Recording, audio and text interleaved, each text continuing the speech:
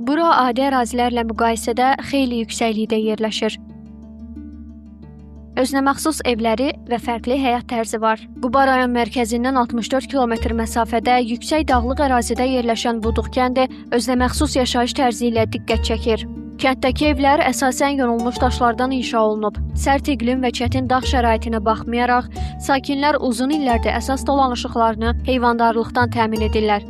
Dəniz səviyyəsindən təxminən 2200 metr yüksəklikdə yerləşən Buduq kəndində maldarlıq və qoyunçuluq bu gün də əsas məşğuliyyət sahələri olaraq qalır.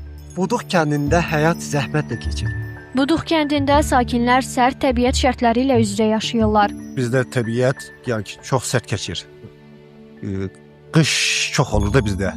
Demək olar ki 8 ayı qış olur. Hava çox sərt keçir bizdə. Nə işlə məşğulsunuz burada? Bizdə bizim məşğulluğumuz yenə deyirəm ki, heyvandarlıqdır. Qoyun saxlayırıq, mal saxlayırıq.